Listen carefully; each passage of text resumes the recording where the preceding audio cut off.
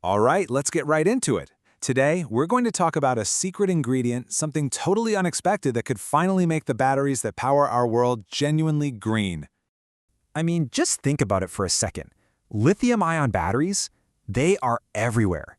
The phone you're holding, the laptop on your desk, maybe even the car in your driveway. They're the silent engine behind our modern lives. And look, we celebrate them, right? They're key to helping us move away from fossil fuels. But here's the thing. What if there's a catch? What if the tech inside them isn't as clean as we've been led to believe? Yeah, it turns out there's a lot more to a battery's green credentials than just the lithium. Let's break it down. You know, pretty much every technology has a weak spot, an Achilles heel. And for today's batteries, well, it turns out they have a pretty dirty secret that's been hiding in plain sight all along. So here's the deal. We always focus on the metals, right? The lithium, the cobalt, but look at the other essential parts. The electrolyte that moves the charge around, it's often made directly from fossil fuels. The separator that keeps things from shorting out, non-renewable polymers. It all adds up to a system built on a take, make, waste model. And that is not the circular green future we've been dreaming of. But what if the answer wasn't in some high-tech chemistry lab? What if it was all around us, in the natural world? Okay, this is where our story gets really, really interesting. I mean, just look at this. The potential sources are incredible. We're talking about materials from forestry, from fungi, the shells of crustaceans like shrimp, and even silk cocoons.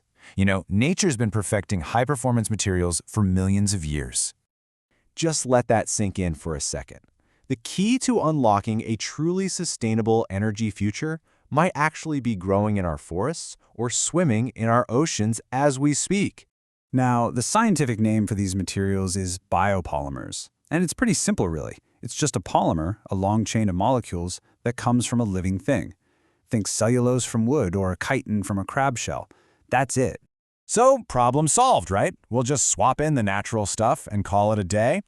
Well, not so fast. Just because something is natural doesn't automatically mean it's sustainable. You've got to follow the data. We have to measure what actually matters. And to do that, scientists use this really powerful tool called a life cycle assessment, or LCA. You can think of it as a full environmental audit. It measures every single impact, from digging the raw material out of the ground, that's the cradle, all the way to the finished product leaving the factory, or the gate.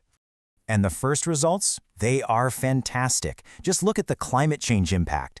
Cellulose pulp from trees has a tiny fraction of the carbon footprint compared to its fossil fuel counterpart. That's a huge win right out of the gate. But then we look at a different number, water use. And all of a sudden, the story gets way more complicated. As you can see here, processing some of these biopolymers can use a lot more water. It's a classic reminder that in the world of sustainability, there are always trade-offs. And that's exactly what the researchers say. You have to look at the whole picture. True sustainability isn't about finding some magic bullet. It's a really complex balancing act. Okay, so we have this complicated environmental picture. But that leads us to maybe the most important question of all. After all this, do these natural materials actually, work inside a battery? To know that, we need to look at a couple of key things. First is ionic conductivity. Just think of it as the speed limit on the battery's internal superhighway. And second is electrochemical stability. That's how much power that highway can handle before it starts to crumble. And now, for the payoff. On this chart, the top right corner is the sweet spot. That's where high performance lives. And would you look at that? So many of those biopolymers, the colored dots, are landing squarely in that ideal zone. They don't just work, a lot of them actually outperform the conventional options. Nature isn't just a sustainable choice, it's a high-performance one. This is about so much more than just swapping out one ingredient for another. This is about completely rethinking the entire life of a battery. And that ultimate goal is something called a circular economy.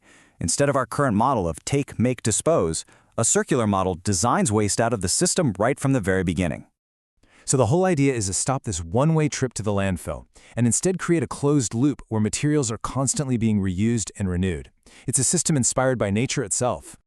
And the data here is just crystal clear. If you look at something called the Material Circularity Indicator, biopolymers score incredibly high. They're practically designed for a circular future. The fossil-based materials, by contrast, they are almost completely linear, a total dead end. So, what's the big takeaway from all this? Well, first, the greenest choice isn't always obvious. You have to look at all the data. Second, nature provides us with some unbelievably powerful, high-performance alternatives to fossil fuels. And finally, and maybe most importantly, true sustainability isn't just about a greener material. It's about a whole new circular way of thinking. Which really leaves us with one final exciting question.